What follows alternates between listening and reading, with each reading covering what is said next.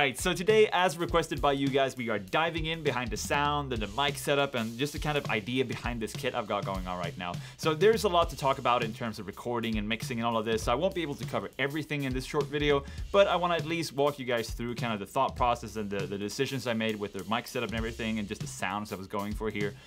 So we'll just dive straight into it. I'll show you a bit of the setup and the mic positions and all of that, and hopefully you can get an idea of what I did to capture this sound. And also, because I know you guys are gonna ask, before we do any of that, here's a quick little breakdown of that fill I played in the beginning. Hope you enjoy.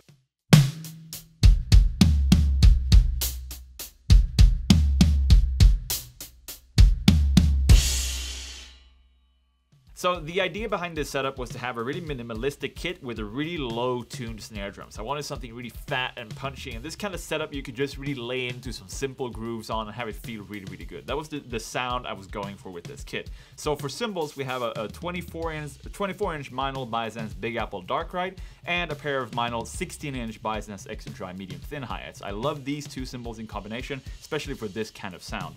And for the drums, we also went for pretty big sizes. We have a 24x17 walnut kick and a 14, not a 16, that would be huge, 14x6.5 mahogany snare and a 16x14 inch floor tom. And for the heads, I'm using Evans heads. We're using Evans UV EMAD on the kick, HD dry, which works really, really well as a lone tuned snare drum head, and a UV EMAD tom hoop version on the floor tom, which is my favorite for a floor tom that kind of sounds like a bass drum as well. So we have a minimalistic setup, big sizes, big sounds, and a really low tuning on everything, and I just love how it came together.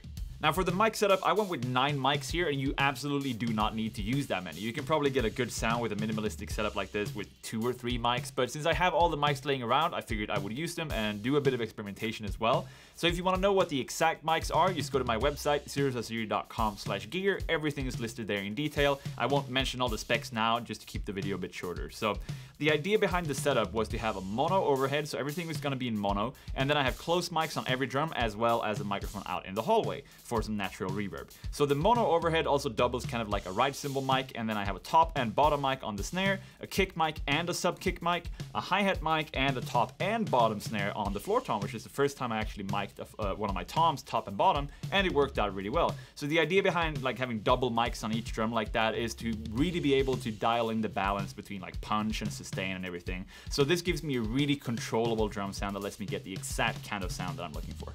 And then of course the final piece of the puzzle is mixing. So I record a bit of the drums, listen to it in my DAW, and just balance the volumes, listen for phase issues, and move the mics around if I need to, just to make sure I have a really solid foundation to work with. And then I listen for the things that I don't like in the sound. So that could be some nasty frequencies in the cymbals or some nasty overtones on the snare, and I fix that with, you know, subtractive EQ or maybe a gate on the snare or whatever's needed to just polish the foundation. Then I take the things that I do want in the sound and I enhance them. So that could be the low punch in the snare. I really want that. So I listen for the fundamental pitch in the snare and I boost a bit of EQ or like around that fundamental pitch just to really give it some punch. And, you know, blend all the close mics together with the mono overhead and the mic out in the hallway and a bit of compression and reverb and just all these things. So the idea is to have a punchy drum sound from all the close mics, and you just glue it together with the overhead and the mic out in the hallway. And I think it blended together really well. It really gave me the sound that I was looking for here. So I hope you guys enjoyed this walkthrough, and I will say I know there's so much more to talk about here with all the mixing and all the mic placements. Like there's so much in terms of recording and getting the right sounds and just the process of dialing in exactly what you're looking for. But that would be such a long video for me to go through every single step of the process. However, I have written 3 ebooks about my process for recording and mixing drums. All of those ebooks are available on my website, sirosvaziri.com/recording and mixing, or you just go to sirosvaziri.com and you'll find it there. So if you guys want to learn more from me about recording and mixing drums and my approach behind all of that, really laid out in detail, you can find that in those ebooks instead of a quick little video like this. So yeah, hope you guys enjoyed it, and I will see you soon. Take care.